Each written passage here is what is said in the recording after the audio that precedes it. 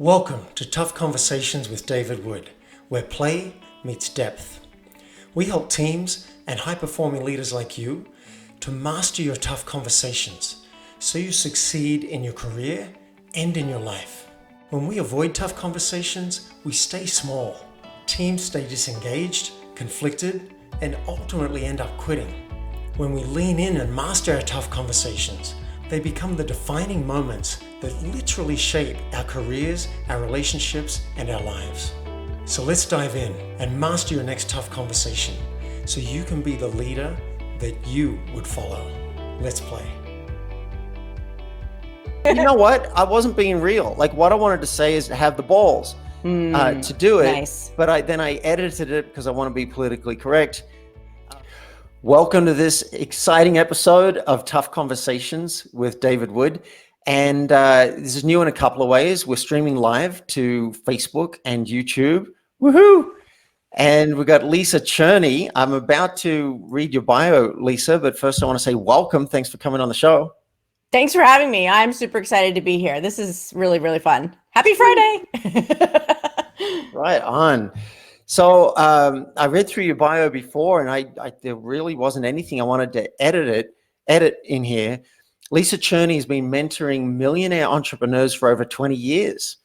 She's the host of the groundbreaking confession-based GFR podcast, which stands for Get Effin' Real, and creator of the 12 GFR Commandments.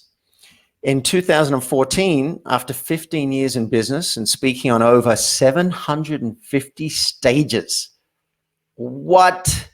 750 stages, Lisa got effing real and dismantled her successful seven-figure businesses as the juicy marketing expert.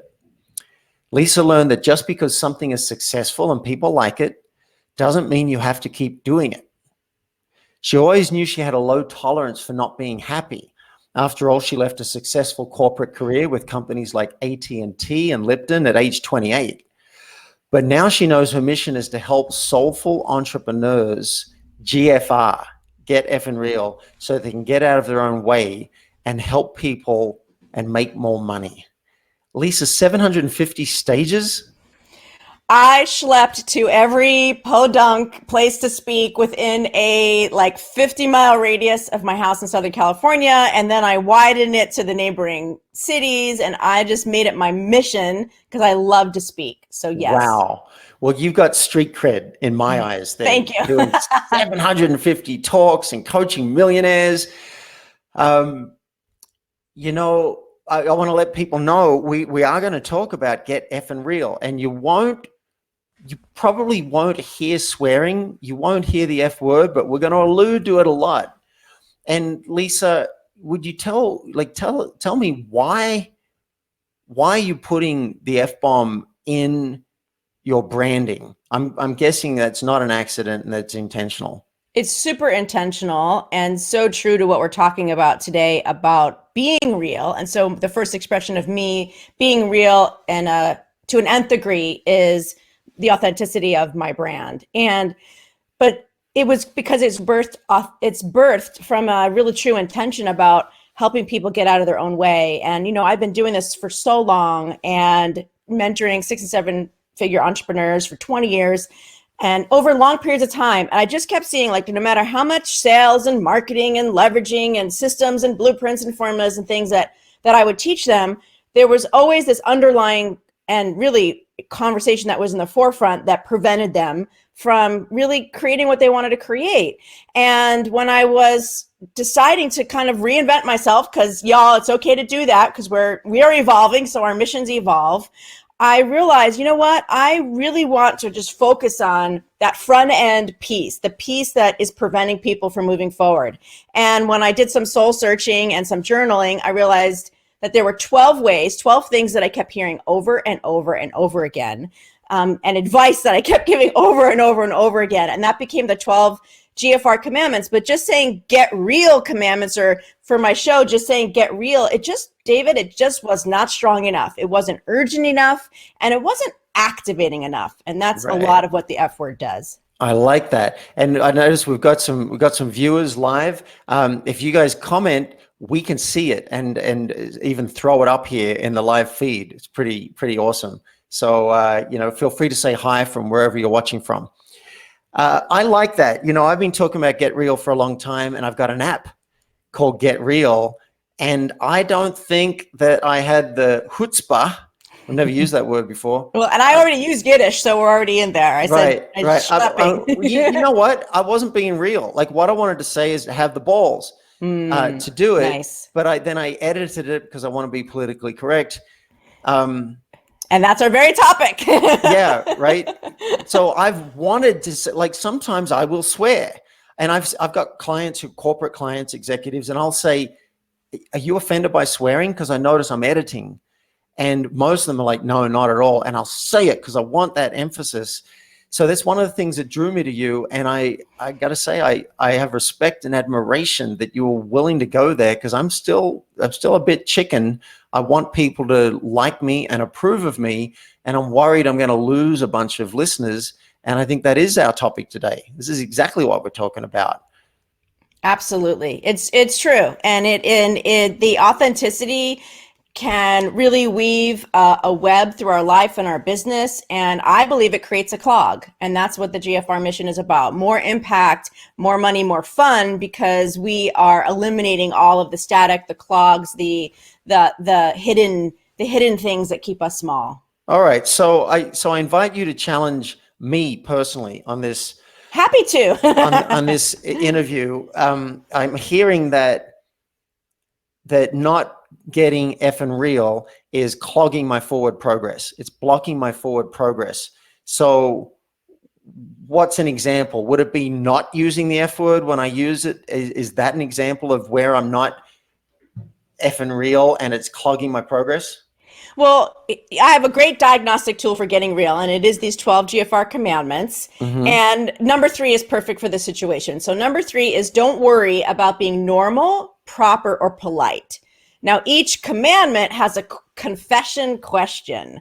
And the confession question for number 3 is, where am I not speaking my truth? And it's just so it's so confronting. If that's yours, these aren't 12 steps. You don't do them in order. You don't do them all. You read the confession questions and you see which one hits you in the gut. Right. And so when that one's the one for you, it just lands like, shit, you kind of feel like you're being called out. And so, that's what I would say. That's where I would challenge you. I was like, where are you not speaking your truth? And when we ask ourselves that question and we have that feeling of like, darn it, we do feel like someone called us out. I feel like that means that we're ready to be called up and be authentic in a new way, even if it's scary. What are some examples of some things that we might not be showing to the world? Some things we're hiding where we're not actually being real? Well, many of us have had significant experiences in our lives that shaped us as human beings. And if you are a mission-driven person in your business or your life, you could be in corporate, but you're you feel like I'm walking my talk here. I invite you to look at some of those experiences that you haven't shared directly. Like maybe you're a recovering addict like me. Food was my thing. I was in a 12-step program for 15 years. That was one of my very earliest secrets that I was, I remember telling my current husband, who now I've been married 25 years, on our 3rd date, and I was terrified. But that brought us closer, right? So think about some of the things in your life that have made you who you are that you haven't directly shared, and pick something. And it's fascinating, just as an experiment, to share authentically about, an abortion you had, or, a debt that you had, or, so you were mean to somebody and a bully in high school, or, and these are the things that we talk about on my show, because once it's out there and we start to normalize these things, it heals the whole freaking planet. Suicide and committing suicide and suicidal ideation is so freaking common that it scares me to even think about it. And I've gotten to know it more and more. So that's where I'm coming from. I'm scanning my life as you say that. One of the things that drew me to you is I listened to a podcast episode, and guys, I recommend you go and subscribe to Lisa's podcast, which is Get Effin' Real. And you did a rant. It was like a 20-minute episode where you just said, this is me. It was called Who the F is Lisa Cherney? Yeah.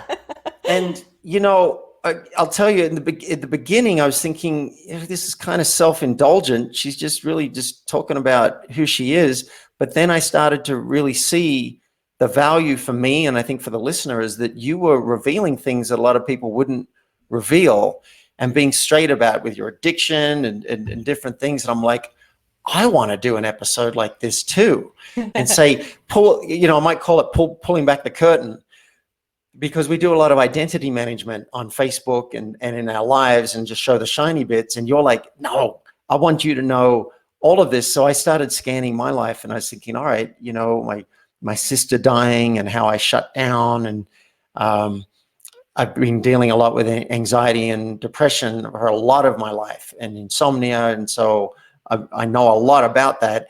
And I've spent the last 20 years pushing myself to more and more transparency. Let's let everybody in with what's happening so we can be together with whatever it is. And I'm guessing, would you say that by doing that, you will attract the right people and repel the wrong people? Absolutely. Absolutely. I mean, I had our colleagues, our trusted colleagues, really pushing back on me when I told them what I was doing and what I was calling it. And they said that, first of all, they said, it looks like you're trying too hard. Like I'm trying to be salacious. They said, you're going to turn people off that you maybe you're meant to help. And some people were just really offended by it. And it did cause me pause, David, I will admit, but I feel like that was the gauntlet, part of the gauntlet that I needed to walk through in order to hold space for this mission. And ultimately I decided, like, it is authentically me. Like my husband says, it's part of your jersey, it's fun for me. And I knew that it was activating. I was being very intentional. It was not a marketing gimmick or anything of the sort. And then I realized that it was just pushing other people's buttons and their hangups. And that was okay. I was okay doing that. Wow. I'm interested in the cost. You know, I was drawn to Steve Pavlina years ago, and he's a wonderful man. He's got a blog, and he was getting millions of hits a month. I don't know what he's getting now, but he would share everything, it seemed.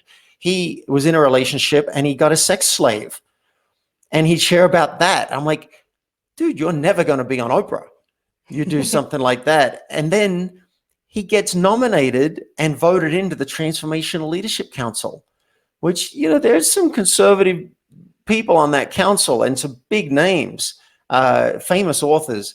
And I'm like, he got it anyway.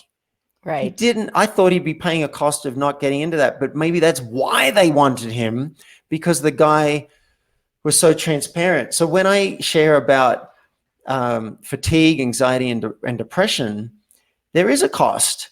I've had a couple of friends and colleagues say, if I refer you to someone, are you really going to be able to show up? Because you've got these health issues. Are you going to be solid enough? And, it's a fair question, and I've gotten to address it with them, but it's like, I'd kind of rather. That's the magic. So I'm going to interrupt you, because that's the magic, is that they asked you the question and you got to answer it.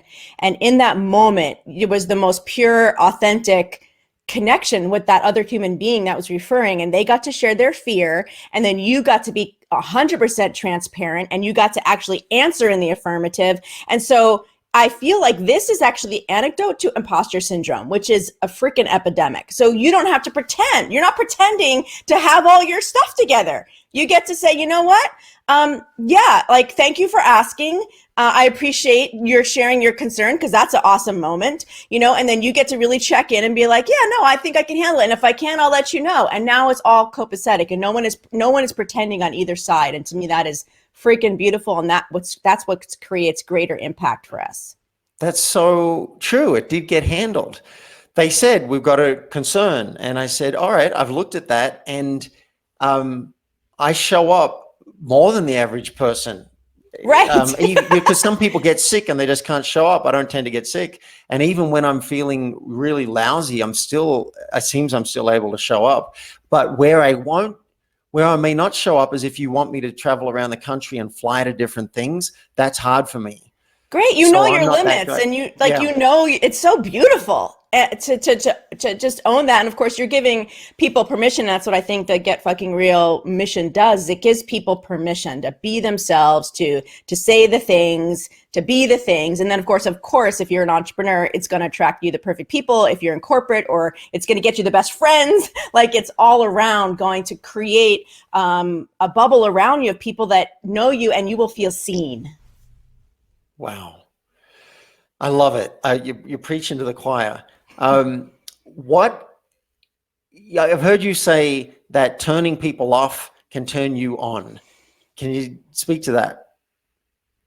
I mean, I think we really did speak to that, and it's such a fun way to put it, is that it's okay that there are some people that may be repelled, right? That will be turned off. And that's magical, because the converse is that it means you're turning the right people on in a big way. I used to say, a spoonful of your ideal clients is a bucket full of money, back in the day when I was doing all the webinars and doing all the launches, which I don't do anymore, because there is some potency and realness and profitability around attracting the right customers, the right clients, the right friends, the right spouses, and on and on and on.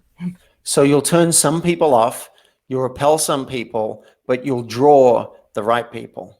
And you will be seen. So you'll be turned on because you will be seen. And, so many people talk about feeling like an imposter or being waited to be, found out. And, I talk about it so often with people. And I had an aha recently, David, that the more that we're willing to confess the things and come out of hiding with things, the more we're going to be seen. And then I feel like there's imposter syndrome is gone because we're not being an imposter. And that sounds like a road to healthy self-esteem and confidence to me. It sounds like the path. The more we can, hey, see me, this is all of me, and then I come to terms with that as that happens. At least I'm seeing me, as Byron Katie would say. Yes. I'm seeing me, I'm being me, whatever other people do. I do want some people to like me and pay me. That'd be great. That'll happen. But I'm seeing me. I love it. Lisa, anything else you want people to know about Get Effin' Real before I ask them how they can find out about you? I would say that the intention of my show is to constantly create a diet of motivation and authenticity and realness. So if you're needing that, make sure you have it, whether it's my show or David's show or anybody's show. You make sure you have a constant diet of a conversation that gives you what you need to know that you should keep going. Because I think sometimes we just covers over our head, and should we even keep going? And so get what you need to help you keep going. And if this is resonating with you, definitely come check out the podcast, download the GFR Commandments, because they're super fun, and that will really help you get into the conversation with yourself first. Love it. And I realize I do have another question that I need to ask before we wrap up. I want to know, is there a limit to this? Like, when do you decide I'm not going to share that deep, dark secret that I killed someone, or that I cheated on my partner, or I'm not, like, is there a time not to share when perhaps the cost might be too great? Someone just asked me that yesterday on another show, and, my authentic answer, I believe, is that there isn't. And in the 12-step program, one of the steps is about sharing your secrets, and they say you're as sick as your secrets. And I totally believe that. So, I'm not saying to post it on Facebook, but for sure write it in your journal. First let it be in your head. That's the first step. Then write it in your journal, then maybe tell one other person, like, I don't think there is anything that we should ever keep to ourselves and not share. If we are wanting to grow and evolve. So that would be the caveat. Wow. Okay. What just happened for me is it went from black and white to shades of gray. And I can see now that it's a matter of how far will you go with each truth? And maybe for some things, you're like, I'm willing to share that with the world. I will reveal it on Facebook. I think that's wonderful. There might be other things you're not ready to do that. And the cost might seem too high. So maybe you journal it. You start with yourself. And then maybe you'll reveal it to your partner or a trusted friend. And I've done that with some things. I will share it with a friend in context when we're related, but I won't post it publicly because I don't have the relatedness with that audience, and I don't want all the flack that comes from that. So you get to choose with each thing. I love that. You just helped me come up with a clearer model. You decide how far, and I think you're suggesting we're probably not going far enough with a lot of these things. That is what I'm suggesting. And when I was talking about this on the other show, I said, there's extremes of like saying, everything and hurting all the people and being totally salacious. And then there's the hiding. And I feel like we're not even in the middle. Like, so that's all I'm saying is let's just begin to move the needle even somewhere in the middle. Right. So subscribe to Lisa's podcast, listeners. If I'm not already, I'm going to subscribe. I'm making a note here because I need a jolt of this in my life and a reminder to continually get effing real. And the GFR Commandments URL, I forgot to say that. Yeah, the link. GFR.life/12 as in 12C as in commandments. So GFR.life/12C. Right. GFR, which is short for get effing real. GFR.life. It was interesting. I have a very similar URL, gfr.life/12C for commandments. Yes. Lisa, thanks so much for being on the show. You're welcome. You've been listening to Tough Conversations with David Wood. Now it's action time. Mastering your tough conversations will have a major impact on your team, your company, and you as a high-performing executive or entrepreneur. If you're ready, request a discovery session with me at playforreal.life so we can transform your team, your company, and you. And if you've enjoyed this episode, I would love you to help me spread this message of tough conversations in a very simple way. Just leave a public review at playforreal.life/podcast. And you may hear me read it out loud and thank you live on a future podcast. Now, let's play.